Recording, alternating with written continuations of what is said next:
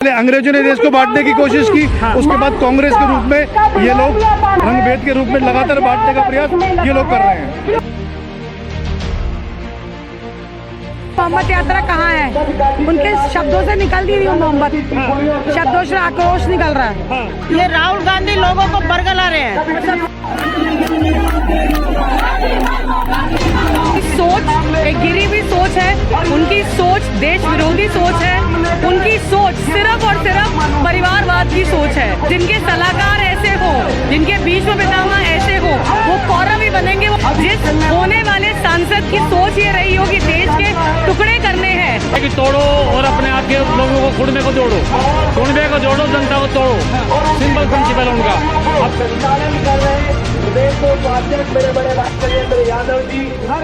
नमस्कार, आप देख रहे हैं न्यूज हंगर और मैं हूं आपके साथ विनायक कुमार। राजधानी दिल्ली में मौजूद हूं और सियासी उलटफेर चल रहा है, लेकिन इस बीच कांग्रेस पार्टी के सैम पित्रोदा ने एक बार फिर से भारत में रंग को लेकर भेदभाव किया है और साफ तौर पर जिस भारत के अंदर गोरे काले नाटे भूरे हर प्रकार के लोग रहते हो, उस भारत के अंदर किस तरह जो है रंगों के ऊपर भेदभाव किया जाता है, ये साफ तौर पर तस्वीर देखिए। आखिर इस भारत को बांटने की कोशिश क्यों की जाती है? कभी रंग के नाम पर, कभी मजहब के नाम पर, कभी जाति के नाम पर, यानी कि साफ तौर पर कहीं ना कहीं जो है भारत को सिर्फ तोड़ने का काम किया जाता है, भारत के लोगों को आपस में लड़ाने का काम किया जाता है। इस बीच भारतीय जनता पार्टी के तमाम कार्यकर्ता हैं, पहले उनसे जुड़ते हैं, बातचीत करते हैं।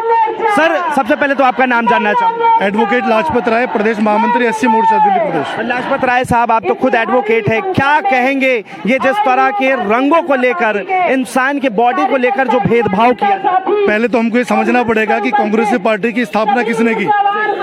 कांग्रेस पार्टी की स्थापना एक अंग्रेज ने की और आज भी सैम पित्रोदा एक विदेशी परजीवी हमारे देश में आके बसा हुआ है, वही डायरेक्ट इनडायरेक्टली विदेशी नीति को हमारे देश में लागू करने का प्रयास है। पहले अंग्रेजों ने देश को बांटने की कोशिश की, उसके बाद कांग्रेस के रूप में ये लोग पार्टी को और देश को बांटने का, विभाजन का, रंगभेद के रूप में लगातार बांटने का प्रयास ये लोग कर रहे हैं। एक बात बताइए, एक वो टाइम था जब अफ्रीका में जाके महात्मा गांधी यही गोरे काले को भेदभाव मिटाने के लिए 2000 भारतीयों के साथ प्रोटेस्ट किया और आज जो है भारत के अंदर रह के इस तरह बयान। मैं वही आपको बता रहा हूँ कि पहले हमको इसके कांग्रेस के पीछे जाना होगा कि कांग्रेस जन्मी कहाँ से है, कि जन्म कहाँ से हुआ और किस अंग्रेजों के शासन को लागू करने के लिए कांग्रेस पार्टी बनी थी।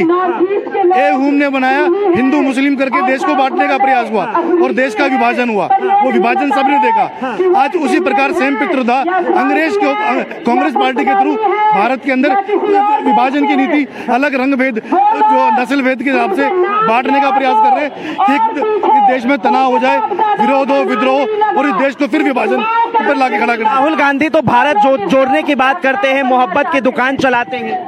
मैंने बताया ना कि आपको फिर बार बार कह रहा हूँ कि इनकी मानसिकता को समझना पड़ेगा कि एक्चुअल में इनकी मानसिकता क्या है। इनकी मानसिकता देश को, भारत को टुकड़े टुकड़े में विभाजित करने की मानसिकता है। भारत जोड़ो तो सिर्फ एक बहाना, दिखावा और राजनीतिक स्टंट है, उसके अलावा कुछ नहीं। क्या नाम है आपका? सुनीता चांदोलिया। क्या कहेंगे ये जो साफ तौर पे बोर्ड पे लिखा है, राहुल गांधी हमें गाली मत दो, हम भारतीय हैं, चाइनीज नहीं? सही बोला जा रहा है, बिल्कुल सही।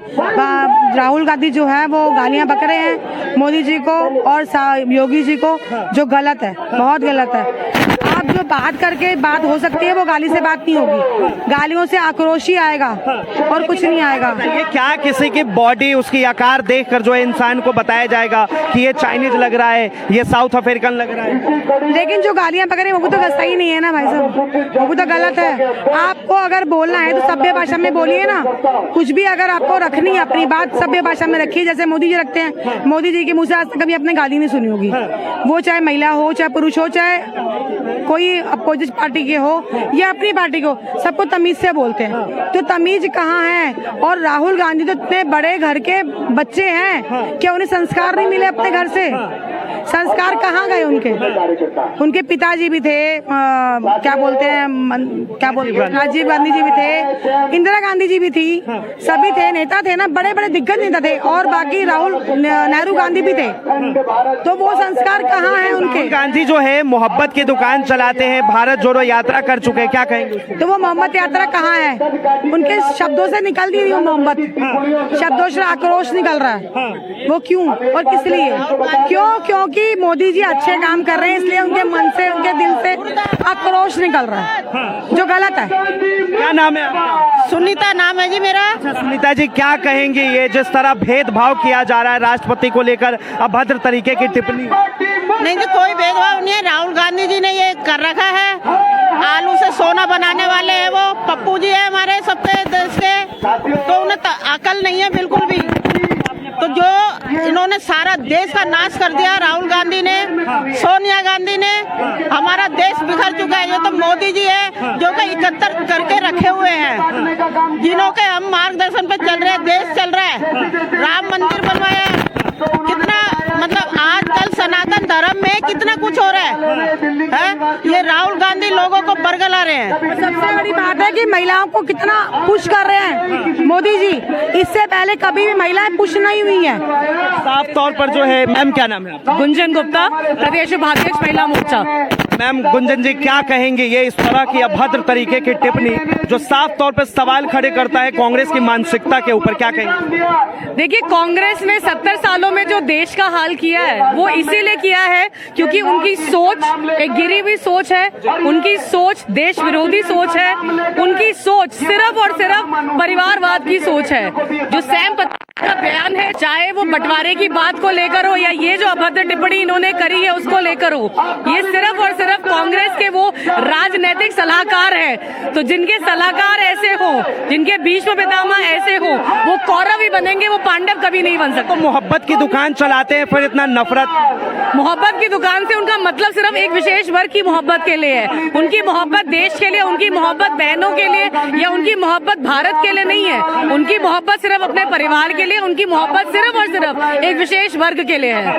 क्या इस पे जो है राहुल गांधी को माफी मांगनी चाहिए? बिल्कुल मांगनी चाहिए। राहुल गांधी ने ऐसे बहुत सारे काम किए जिसके लिए उन्हें देश कभी माफ नहीं करेगा, लेकिन क्योंकि एक वरिष्ठ राजनीतिज्ञ है, कहना चाहिए एक वरिष्ठ कांग्रेस के वो नेता है, तो नैतिकता के आधार पे उन्हें 100% माफी मांगनी चाहिए। जिस तरह आप कन्हैया कुमार को देख रही हैं, आप लोग सीधे आरोप लगाते हैं टुकड़े टुकड़े गैंग, वो भी तो उन्हीं के उसमें पार्टी में है, तो आप समझ सकते क्या मान? मेरी बात, आपने खुद ही सवाल पूछा और आपने खुद ही जवाब दे दिया है।